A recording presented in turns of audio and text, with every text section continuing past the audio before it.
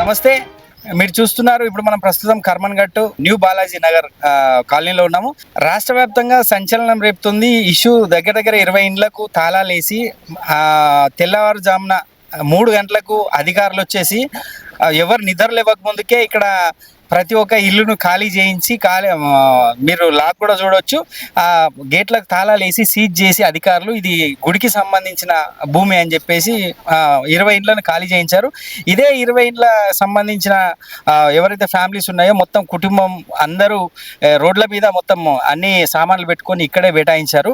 ఇప్పుడు దగ్గర దగ్గర వీళ్ళు 30 సంవత్సరాల నుంచి ఇక్కడ నివాసం ఉంటున్నారు. ఈ వెంచర్ చేసినప్పుడు 30 సంవత్సరాల క్రితం వెంచర్ ఇది. ఈ వెంచర్ చేసినప్పటి నుంచి మాకు ఇలాంటి ఇష్యూ రాలేదు.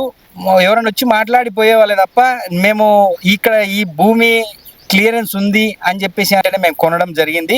దాంతోపాటు ఇప్పుడు సడన్గా తెల్లారుజామున 3 గంటలకు వచ్చి ఖాళీ చేయడాన్ని చాలా నిరసిస్తున్నారు. ఇప్పుడు 1వ తారీఖు నుంచి వీళ్ళు ఇలానే బైఠాయించి కూర్చున్నారు. అన్న మీ పేరు? సురేందర్ రెడ్డి. ఎవరు వచ్చారు మీరు? ఎర్లీ మార్నింగ్ 3 నుంచి 4 మధ్యన police force plus military force వచ్చింది. దాంతో పాటు ఈఓ చైర్మన్ వీళ్ళందరూ ఉన్నారు సార్. వీళ్ళందరూ endowment commissioner assistant commissioner Shekhar garu వాళ్ళ నుంచి వచ్చి మమ్మల్ని అద్రగానంగా లోపల ఇంట్లోకి వెళ్ళి బయట వేసారు సార్. అంటే తెల్లారుజామున వచ్చిరా? తెల్లవారుజామున సార్. మీకు వీడియోస్ ఉన్నాయి, విజువల్స్ కూడా ఉన్నాయి సార్ మా దగ్గర అన్ని. అమ్మ మీ పేరు? నవ్యశ్రీ. మీరు ఇక్కడేనా? ఇక్కడే మాది.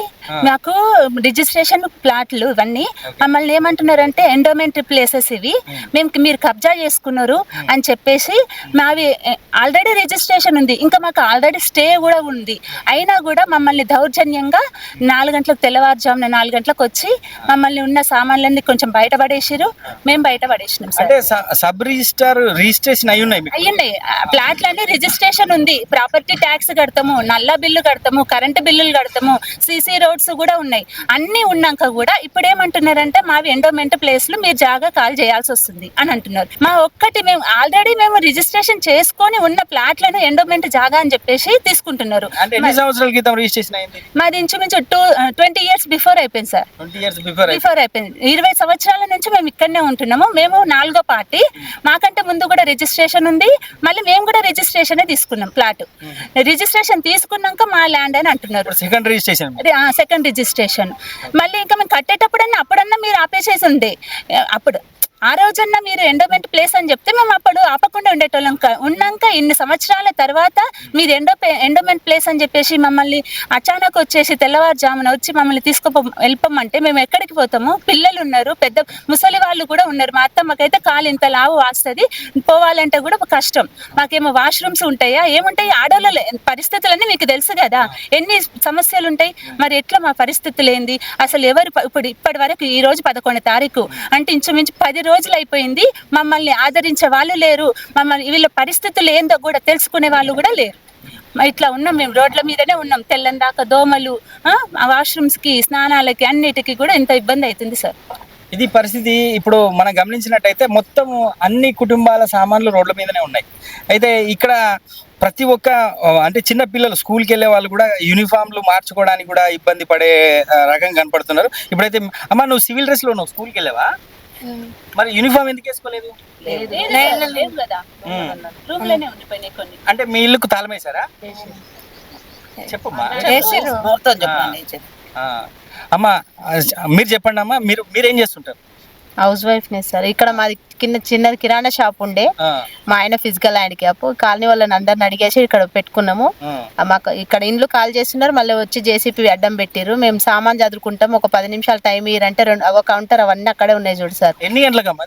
తెల్లవారుజాముననే సార్. తెల్లవారుజామున 4:30కు అటాక్ చేసిరు. వాళ్ళ పనులను పెట్టి కొన్ని సామాన్లు తీసి బయటేసిరు. జేసీపీ పెట్టి మొత్తం లేపేసిరు. మొత్తం తుకుడలు అయిపోయింది సార్. షాప్ కూడా అక్కడే కూర్చున్నాడు మా ఆయన. రిక్వెస్ట్ చేసి కమిషనర్ గారిని కూడా 2 చేతులు ఎత్తి నమస్కారం సార్, మీకు దండం పెడతాం, ఒక 10 నిమిషాలు టైం ఇవ్వండి, షాప్ చదువుకుంటాం. ఆయన ఏం పని చేయలేడు అంటే కమిషనర్ ఏమన్నారు, హ్యాండిక్యాప్ సార్ చూడండి అంటే, లేదు మీకు ఏమైనా దారి చూపిస్తాం కానీ నువ్వు పక్కకు జరగమ్మా అంటే, నేను జేసీపీకి అడ్డం నిల్చున్నా సార్. నిల్చున్న చెయ్యి బట్టి లేడీ పోలీస్ గుంజేసిరు. ఇక్కడ గుంజేసి కమిషనర్ దగ్గరకు పోయి మాట్లాడుకోపో అంటే ఆయన దగ్గరకు వచ్చి ఇట్లా కాలు పట్టుకొని బతిలాడుతుంటే కూడా ఊకోలేదు మీరు సార్. ఎట్లా చూస్తున్నారు ఇది పకడ్బందీగా కావాల్సుకొని చేశారా? కావాలనే చేసిరు సార్, వాళ్ళు కావాలనే చేసిరు. వీళ్ళని ఇట్లా వెళ్ళిపోండి అంటే వీళ్ళు వెళ్ళరు, వాళ్ళు కబ్జాలు చేసినవి కావు, వాళ్ళు కొనుక్కున్నాయి. ఇట్లా చేస్తేనే పోతారు వీళ్ళని దౌర్జన్యంగా లేబర్ని తోలుకొచ్చారు సార్. ఒక్కొక్కరికి ఇక్కడ పక్కన ఉంటారు లేబర్, ఒక్కొక్కరికి 1500 కూలి ఇచ్చి మరి తీసుకొచ్చి వాళ్ళతోటి సామాను తీసేపించారు. మేము ఏడ్చుకుంటా కూర్చుంటే వాళ్ళకి ఇష్టమునే తీసి బయట వేసిరు. జేసీపీలు పెట్టేమో షాప్ గుల్పు చేసిరు, ఇక్కడ ఇండ్లేమో సామాను బయట వేసి తాళాలు వేసుకొని పోయిరు సార్. అమ్మ నీ పేరేం పేరమ్మా? నా పేరు కమలమ్మ. మీది ఎక్కడుంది ఇల్లు? మాది గాంజం. ఆ లైన్ లో ఉంది. మీ ఇల్లు కూడా ఇప్పుడు తాళం వేసిరా? మీరు ఇప్పుడు ఎక్కడ ఉంటున్నారు? ఇక్కడ ఇంజే ఉంటారు రోడ్ మీద. రోడ్డు మీద ఉంటున్నారు. మీ అందరు మీ పిల్లలందరూ? పిల్లలు మేము ముసలి అందరం ఉంటున్నాం. ఎప్పుడు వచ్చి చేసిరు ఈ పని? 3 గంటలకు. రాత్రి 3 గంటలకు. ఓకే, ఇది పరిస్థితి. అంటే చిన్న పిల్లలతో సహా అందరూ ఇక్కడ అర్థమవుతుంది మనం చూస్తుంటే. ఇప్పుడు స్థానిక ఎమ్మెల్యే గారు ఇట్లా మీరు ఏం మాట్లాడలేదా? లేదు సార్, అతను లేడంట ఎమ్మెల్యే. ఎన్నిసార్లు చాలా మందిని కాంటాక్ట్ చేసినాము. ఇప్పుడు ఎలక్షన్స్ అవుతున్నాయి కదా, ఆ సార్ లేరు, ఎమ్మెల్యే సార్ లేరు అని చెప్తున్నారు. అమ్మ మీ పేపర్స్ ఏమమ్మా? ఇగో స్థానికంగా వీళ్ళు ఇప్పుడు ఈ డాక్యుమెంట్ అయితే చూస్తే registration document, sub register stamp ఉంది, సేల్ డీడు. సో ఇది 2012 అంటే 2012 అంటే ఇప్పుడు దగ్గర దగ్గర 14 సంవత్సరాలు అవుతుంది. అయితే ఇట్లా 14 సంవత్సరాల నుంచి డాక్యుమెంట్స్ ఉన్నాయి. 14 సంవత్సరాల నుంచి ఇక్కడ వ్యవస్థ నడుస్తుంది, మున్సిపాలిటీ వస్తుంది, ట్యాక్స్ వస్తుంది, కరెంట్ వస్తుంది. ఇప్పుడు అర్ధరాత్రి వచ్చి కూలగొట్టాల్సిన అవసరం ఏముంది అనేది అసలు అర్థం కాని ప్రశ్న. స్థానికంగా ఉన్న ఎమ్మెల్యే కూడా అందుబాటులో లేకపోవడం, దగ్గర దగ్గర ఇప్పుడు 2వ తారీఖు మార్నింగ్ అంటే ఇప్పుడు 10 రోజులు అవుతుంది.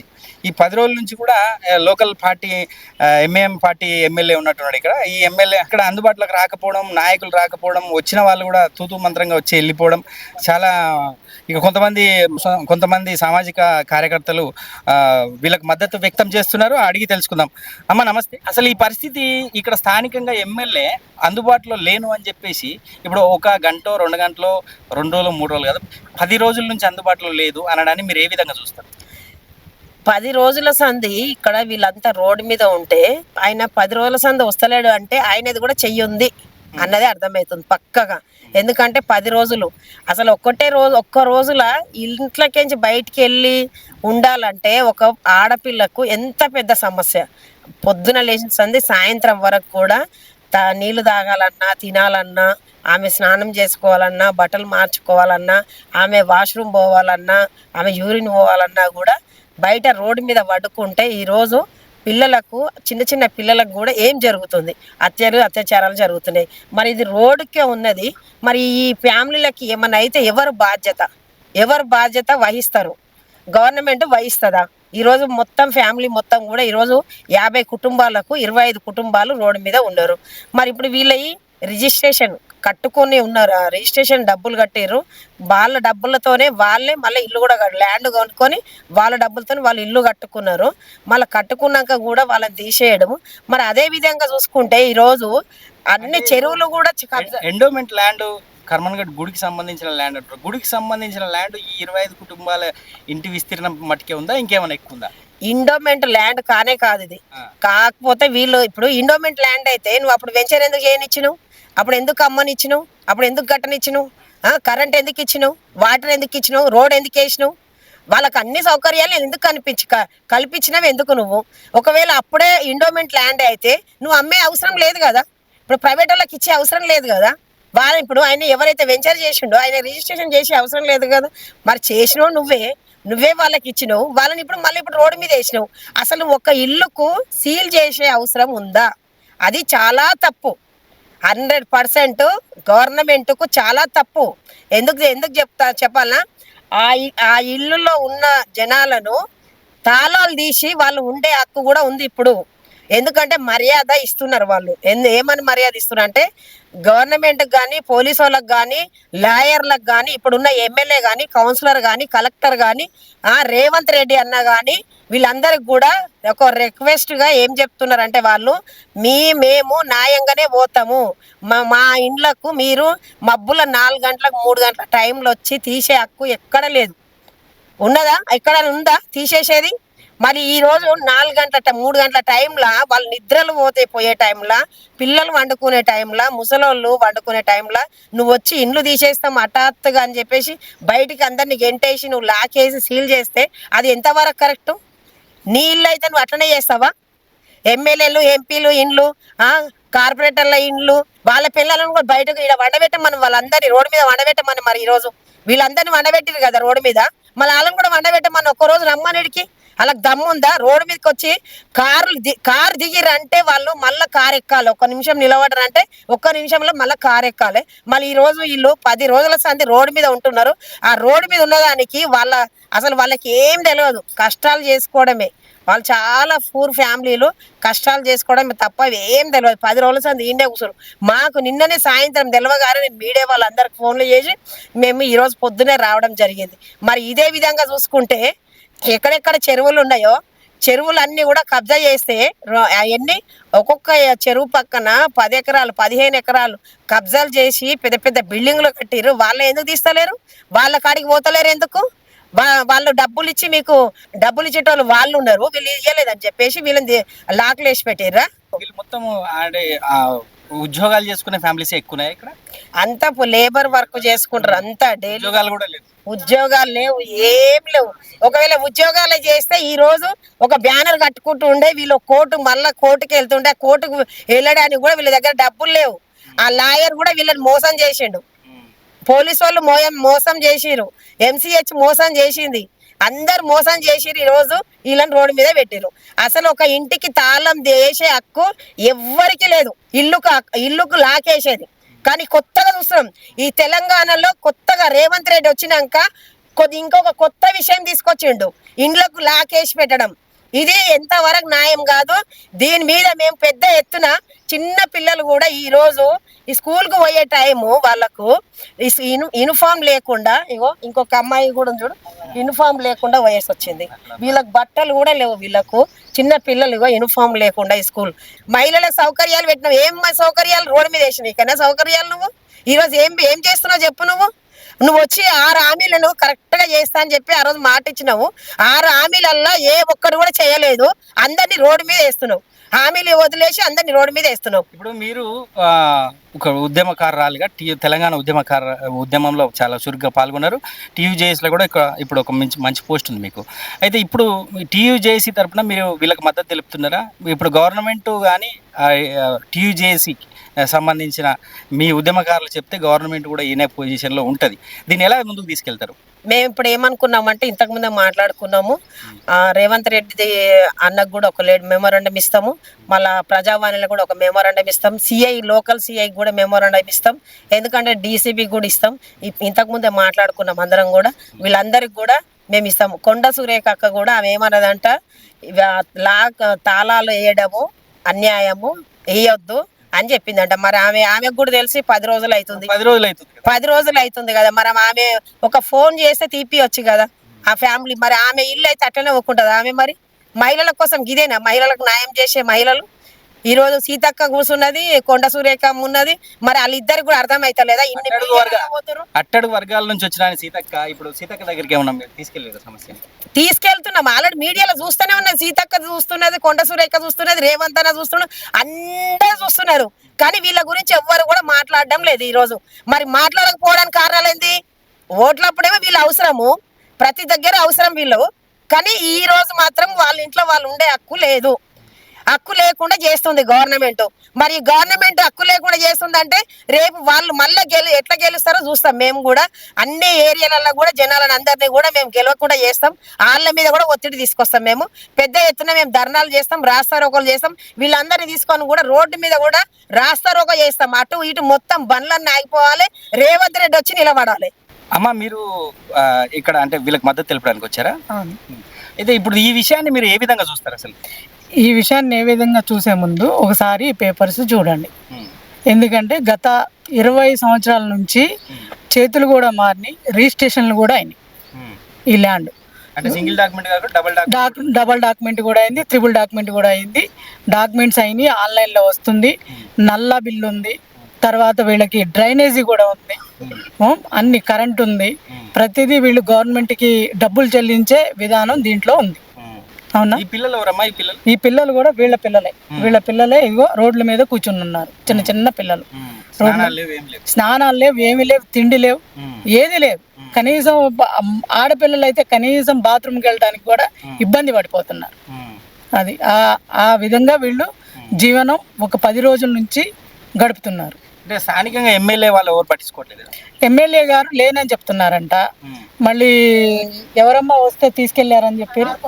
కార్పొరేటర్ గారు వస్తే ఆయన్ని కూడా అరెస్ట్ చేశారంట. ఈ రోజున మనకి కార్పొరేటర్ గారు వచ్చి మద్దతు తెలిపితే కూడా ఆయన తీసుకెళ్లి అరెస్ట్ చేయడం జరిగింది. అంటే అరెస్ట్ చేయడం అంటే పోలీసులే కదా, రేపు మనకి వాళ్ళు భరోసా అన్నమాట. పోలీసులు అంటే ఏంటి? మనిషికి భరోసా. వాళ్ళు ఇబ్బంది పెట్టాల్సిన అవసరం ఏమొచ్చింది? మీరేమన్నా నక్సలైట్లా? వీళ్ళు ఏమన్నా కాదు కదా. వాళ్ళు కూడా లొంగిపోయి ప్రజల్లోకి వచ్చి హ్యాపీగా బతికి వీళ్ళ బాగుబోగులు కాపాడుతున్న వాళ్ళు వీళ్ళ మీదకి వచ్చి తెల్లదొరల్లాగా మీరు తెల్లదొరల పాలన తీసుకొస్తున్నారా మీరు? మళ్ళీ ఇది భారతదేశమా, తెలంగాణనా, తెల్లదొరల పాలన? ఏం పాలన ఈ పాలన? ఇంత మందిని తీసుకొచ్చి మొత్తం అందరినీ, చుట్టుపక్కల వాళ్ళందరినీ తీసుకొచ్చి ఎంతమంది వచ్చారమ్మా ఆ రోజున మీ దగ్గరికి? 300 మంది వచ్చిరంట. ఇడికి 300 మంది ఎందుకు వచ్చారు? మానభంగాలు జరుగుతున్నాయి, అత్యాచారాలు జరుగుతున్నాయి, వచ్చి చంపిపోతున్నారు రోడ్ల మీద. ఏ గూట్లో దాక్కుంటున్నారు మీరు అందరూ? ఏడిపోతున్నారు వీళ్ళు? వీళ్ళదేమన్నా ఉంటే లీగల్గా చూడాలి మీరు. ఈ వెంచర్ది ఏమన్నా ప్రాబ్లం ఉందా, లేకపోతే ఏమన్నా ప్రాబ్లం ఉందా అనేది లీగల్గా చూడాలి. మీరు తెల్లదొరల పాలన మళ్ళీ ఎందుకు మొదలు పెడుతున్నారు? ఒక భారత మాతను మళ్ళీ రోడ్డు మీద ఎందుకు నుంచో పెడుతున్నారు? మళ్ళీ సమాజంలో మళ్ళీ కల్లోలాలు సృష్టిస్తున్నారా మీరు? మీకు ఉద్యోగాలు వచ్చినాయి అందుకేనా? మీరు మీ తల్లి కూడా ఒక అమ్మే కదా, పోలీసు వాళ్ళ కన్నది కూడా ఒక అమ్మే కదా, పదవుల్లో ఉన్న వాళ్ళు కూడా ఒక తల్లే కదా కన్నది. మీ తల్లులకి బాధలు వస్తే మీరు ఊరుకుంటారా? ఏదన్నా ఉంటే లీగల్గా మాట్లాడుకోవాలి, చెయ్యాలి. ఒక వారం రోజుల ముందు అందరినీ కూర్చోబెట్టి మాట్లాడి ఇక్కడ సంబంధించిన యాక్షన్ తీసుకోవాలి. అంతేగాని మీరు ఏం డిమాండ్ చేస్తున్నారు? మేమేం డిమాండ్ చేస్తలేదండి. ఏ రకంగా అయితే వీళ్ళకి లాక్లేసి బయటకు నించోబెట్టిరో, చిన్న పిల్లలు ఉన్నారండి. రేపటి రోజు నీ పాప పరిస్థితి ఏంటి? చిన్న పాప పరిస్థితి ఏంటి? లాకులు తీయాలి, వెంటనే వీళ్ళ ఇంట్లోకి వీళ్ళని చేర్చాలి. తర్వాత సమస్య ఏమన్నా ఉంటే మాట్లాడండి. అంతేగాని మా రోడ్ల మీద ఏమి కబ్జాలు పెట్టి కూర్చోలేదు కదా, కొనుక్కుని రిజిస్ట్రేషన్ చేసుకొని పెట్టుకున్న ఇళ్ళు. అది మా డిమాండ్. వీళ్ళని తొందరగా ఇంట్లోకి తీసుకుని వెళ్ళాలి. మీ పేరు? సునీత సార్. మీరు ఇక్కడ ఈ కాలనీలో ఉంటారా? ఇదే కాలనీలో ఉంటాం సార్. మేము పైసా పెట్టి కొనుక్కున్న ఇల్లు సార్ మాది. రిజిస్ట్రేషన్ ఉంది సార్. మేము నల్ల బిల్లు కడతాము, ట్యాక్సులు కడతాము, డ్రైనేజ్ ఇచ్చిర్రు. అప్పుడు ఇచ్చినప్పుడు ఎవ్వరు అడ్డుకోలేదు సార్. ఇప్పుడేమో కృష్ణ మందిర్ గుడికి ఉన్నది ఇది అని ఆ కృష్ణ మందిర్ గుడి కూడా తొందరగా మొన్ననే కట్టిరు సార్, అంతకు ముందు లేకుండా. ఇప్పుడు మేము రిజిస్ట్రేషన్ చేసుకున్న ఇంటిని మేము వాళ్ళకి ఎట్లా ఇవ్వాలి సార్? గుడి కింది 30 ఏళ్ళుగా ఉంటున్నాం సార్ ఇక్కడ. అప్పటి నుంచి ఎవరు ఏమనలేదు. ఇప్పుడు మమ్మల్ని అర్ధరాత్రి వచ్చి తోచేసి మా సామాన్లు లాక్ చేసి మా ఇంట్లోకి మమ్మల్ని ఓనియకుండా అట్లా ఎందుకు చేస్తున్నారు సార్? మమ్మల్ని చూసినాక మీరు ఎందుకు మా మీద దయ తెలుస్తలేరు సార్? రేవంత్ రెడ్డి సార్, మేము 2012లో కొన్నాం సార్. డైరెక్ట్ వెంచర్ దగ్గర నుంచి కొన్నారా లేకపోతే? కాదు సార్, 4వ పార్టీ మాది. ఉండే సార్. వాళ్ళ రిజిస్ట్రేషన్లు కూడా ఉన్నాయి సార్, అన్ని పేపర్లు ఉన్నాయి సార్ మావి. 3 సార్లు గవర్నమెంట్ సబ్ రిజిస్టర్ మీకు రిజిస్ట్రేషన్ చేసి. అవును సార్. ఒక ఇల్లు మీద ఇట్లాంటి పరిస్థితి. 3 సార్లు గవర్నమెంట్ సబ్ రిజిస్ట్రేషన్ చేసిన తర్వాత నాలుగో పార్టీ వచ్చిన తర్వాత ఇప్పుడు ఇల్లు మీది కాదు గవర్నమెంట్ అంటే, మరి సబ్ రిజిస్టర్ ఏం చేసిండు, అధికారులు ఏం చేసిండు, ఎంఆర్ఓ ఏం చేసిండు? చాలా విచిత్రమైన సంఘటన ఇది. కాంగ్రెస్ ప్రభుత్వం వచ్చినాక ఇది ఒక హైలైట్ సంఘటన అనుకోవచ్చు. అమ్మ చెప్పండి, అయితే ఇప్పుడు మీరు ఇంట్లో ఎంతమంది ఉంటారు? నేను 4 ఆడపిల్లలు, నేను మా ఆయన ఉంటుంటాం సార్. మా ఆయన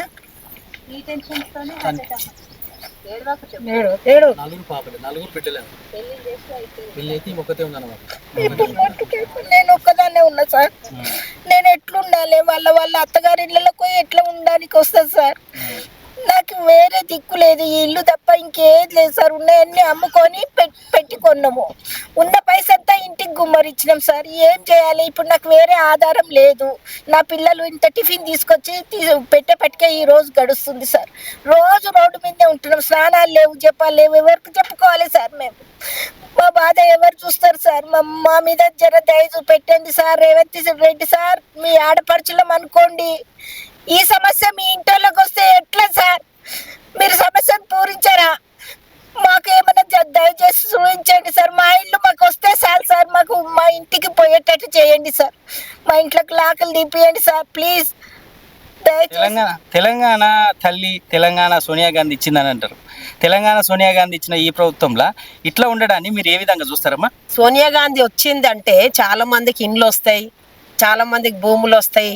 సోనియా గాంధీ వాళ్ళ అత్త ఇందిరాగాంధీ ఉన్నప్పుడు మహిళల కోసం ఆలోచించింది, మహిళలకు ఇండ్లు ఇచ్చింది, మహిళలకు అన్ని సౌకర్యాలు చేసింది. కాబట్టి ఈరోజు కాంగ్రెస్ను తీసుకురావడం జరిగింది. కానీ ఈ కాంగ్రెస్ వచ్చినాక ఇంకా చాలా ఘోరంగా ప్రజల్ని రోడ్డు మీద వేస్తుంది. రోడ్డు మీద వేయడానికి కారణం ఏంది? ఇప్పుడు అంతా రియల్ ఎస్టేట్ దందా మొత్తం పెరిగిపోయింది. కేసీఆర్ ఉన్న రోజులేమో ఆయన మొత్తము ఎక్కడెక్కడ ఉన్నాయి భూములన్నీ దున్నుకున్నాడు, ఆయన తినేసిండు. ఇప్పుడు రేవంత్ రెడ్డి వచ్చిండు, అమ్మ మీకు అన్ని చేస్తాము, హామీలు అన్ని చేస్తామని చెప్పాడు. ఇప్పుడు ఆయన ఏం చేస్తుండే, ఆయన కూడా ఉన్న భూములన్నీ ఎక్కడెక్కడైతే ల్యాండ్లు ఉన్నాయి అవన్నీ కూడా ఆయన కబ్జా చేసుకోవడానికి వచ్చిండు ఈరోజు. అంతే తప్ప ఇంకా ప్రజల కోసం కాదు, ప్రజల బాగుల కోసం కాదు. ఆయన చేసేదంతా ఆయన తినాలి, ఆయన ఎంబడి ఉన్నోళ్ళు తినాలి.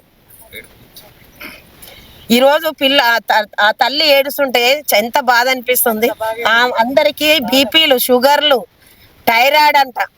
వీళ్ళందరూ అంత హెల్త్ బాగలేక ఈరోజు వాళ్ళు రోడ్డు మీద ఉండి ఏమైనా అయిపోతే ఎవరు బాధ్యత? ప్రాణం పోయిన వాళ్ళను తీసుకొస్తావా? ఆడపిల్లలు ఉన్న ఇళ్ళల్లో ఇప్పుడు ఒక తల్లి పోయి ఉండాలంటే ఎంత కష్టం. మనమైనా కూడా మన కొడుకులు కోడళ్ళు ఉన్నా కూడా మనం పోయి అయినా ఉండలేము ఒక రోజు. ఇప్పుడు ఆమె ఇల్లు ఉంది కాబట్టి ఆమె ఇంట్లో ఆమె ఉండాలనుకుంటుంది, కానీ ఆమె ఇంట్లో కూడా ఆమె ఉండే స్వేచ్ఛ లేకుండా చేస్తుంది ఈ గవర్నమెంట్. మరి మేమైతే మా మీద కేసులు అయినా పర్వాలేదు, మేము లాకులు ఓపెన్ చేపిస్తాం, వీళ్ళని ఆ ఇంట్లో కూసబెడతాం. ఇప్పుడు ఇక్కడ తిరుమల హిల్స్ ఉంది కదా, ముసరంబా కాడ తిరుమల హిల్స్ లా ఇప్పుడు అందులో 7-8 మంది ఎమ్మెల్యేల ఇండ్లు ఉన్నాయి. మాకు అట్లనే మేము రిజిస్ట్రేషన్ చేసుకున్నాం. ఈయన సుధీర్ రెడ్డి ఉన్నాడు, మల్లెడి రంగారెడ్డి, మంచిరెడ్డి కిషన్ రెడ్డి, ఇంకొక ఆయన రెడ్డి. అప్పుడు ఈడ గుడి మీద సుదర్శన్ యాదవ్ అని ఉండే గుడి చైర్మన్, ఆయన ఇల్లు అక్కడనే. సుదర్శన్ యాదవ్ నేను నాకు ముందు చెప్పిండు, మేము అట్లనే చెప్పించుకున్నాం, అందరం మీకు అట్లనే చేస్తామంటే ఈ రిస్క్ ఎందుకు అని మేము సంతకాలు పెట్టినాం. సంతకాలు పెట్టినాక 10 days 15 daysకు నోటీసులు పంపించారు. మీరు మనిషికి అందరికీ 10,000 ఇవ్వాలి, లేకపోతే మీరు ఖాళీ చేయాలి. నేను హైకోర్టుకు పోయినా, హైకోర్టుకు పోతే 1 monthకు నాకు హైకోర్టు స్టే ఇచ్చింది. ఈ కేసు మొత్తం క్లోజ్ అయిన దాకా వెంకటేష్ దగ్గరికి పోవద్దు. క్లోజ్ అయినాక అప్పుడు గుడి వాళ్ళు గెలిచి గుడి వాళ్ళకు, లేదంటే ఆయనకు. కేసు క్లోజ్ అయిందా మరి? కాలేదు. ఎక్కడ ఎలుగుల చిప్ప ఎలుగులనే ఉంది, ఎందులో కాలేదు. ఇప్పుడు జేసీ అంటే జాయింట్ కలెక్టర్లో మేము వేసినాము. అది ఓఆర్సీ వేసినాం. ఓఆర్సీ ఒక్కసారి ఇట్లా వేస్తే దాన్ని కలెక్టర్ కాదు, మంత్రి, ముఖ్యమంత్రి ఎవరు క్యాన్సిల్ చేయనీకి ఉండదు. ఓఆర్సీ క్యాన్సిల్ చేసారు. అది ఎట్లా చేసారో, ఎవరిని పట్టుకున్నారో కానీ అదే పెద్ద తప్పు వాళ్ళు. అప్పుడు ఆ ఓఆర్సీ క్యాన్సిల్ చేసిందో ఎవరు చేయించిండో అని పట్టుకోవాలి. పట్టుకుంటేనే మాకు కరెక్ట్ న్యాయం జరుగుతుంది. ఈడ కాకుండా కానీ మేము సుప్రీంకోర్టుకైనా పోతాం, పోయి అడుగుతాము. దొబ్బేసారు సార్, మా అమ్మకు ఇంత లావు కాళ్ళు ఉంటాయి, 85 సంవత్సరాలు ఉంటాయి, 4 పోయి తీసుకొచ్చి రోడ్డు మీద ఉడకబెట్టారు. ఏంది సార్, ఏంది అన్యాయం సార్? ఇన్ని రోజులేమో ఇండియాకు స్వాతంత్రం రావాలి, ఇండియా తర్వాత తెలంగాణకు రావాలి, తెలంగాణ తర్వాత హైదరాబాద్ వస్తే ఇదా ఏంటిది? చెప్తారు స్పీచ్లు. తెలంగాణ 2 కోట్ల మంది మా అమ్మలక్కలు, 2 కోట్ల అమ్మలక్కలు నేను బస్సులో ఫ్రీ తిప్పుతున్నా. ఏంటిది ఫ్రీ తిప్పుతున్నా? మరి 200 మంది ఆడవాళ్ళు ఇలా రోడ్డు మీద ఉడక తింటారు కదా, స్నానాలు లేవు, జపాలు లేవు, ఏం లేవు, చుట్టాలు వచ్చి తీసుకొచ్చి పెడితే తింటున్నాం. అడకతే పరిస్థితి. మా వానికి అలా పాస్పోర్ట్ పోవాలంటే ఆ పేపర్ తీసుకుందామంటే లోపల ఉన్నాయి, పాస్పోర్ట్ తీద్దామంటే. ఏంది సార్ ఇది? ప్రతి ఇల్లుకు తాళం వేసి ప్రతి ఇల్లుకు సార్ వచ్చారు సార్. అసలు ఎంత విచిత్రం తెలుసా? ఒకటే మాట అన్నారు, 10 నిమిషాలు టైం ఇస్తున్నాం, మేము విలువైన వస్తువులు తీసుకుపో అంటే ఆ గడబల్లో ఏం యాదకి వస్తుంది సార్ మనకు? ఎన్ని ఉంటాయి? ఇప్పుడు బట్టలు ఉంటాయి, సొమ్ములు ఉంటాయి, పిల్లల సర్టిఫికెట్లు ఉంటాయి, మన ప్లాట్ పేపర్లు ఉంటాయి, ఇంకేమన్నా ఉంటాయి. 10 నిమిషాలలో అవన్నీ తీస్తామా? అదొకటి. మేము కోట్ల ఆస్తి ఉందా సార్ మాకు? ఇది ఏమన్నా కోట్లదా మాకు? చిన్న మీడియం క్లాసు కాలనీ. ఏం పనులు చేస్తుంటారు అందరు ఇక్కడ ఉన్న వాళ్ళు? మాకు బాబులు ఏమంటా చిన్న ప్రైవేట్ జాబులు చేస్తారు, కొంచెం 5-6 వేలు 10,000 ఇట్లా మామూలుగా. నేను ఇప్పుడు నాకు అది బలదంద మిల్క్ పాల దంద ఉంది అనమాట. బలదే ఉండి ఇలా బలద తీసేసి మళ్ళీ పాల దంద పాలు తెచ్చి మళ్ళీ షాప్ పెట్టి పోస్తున్నమాట నేను. అది కాంగ్రెస్ పార్టీ నుంచి ఎవరైనా ఏ అధికారి ఏ నాయకుడు రాలేదు ఎవరు రాలేదు సార్. అది కాంగ్రెస్ ప్రభుత్వం అయితే అన్యాయం అయితే, ఇంత దూరణం అయితే, నాకు 60 ఏళ్ళ కానీ ఇంత ప్రభుత్వం అయితే ఎన్నో చూడలేదు సార్. నేను అయితే చెప్తున్నా కానీ ఇంత అభిమానం అయితే ఎన్నో చూడలేదు.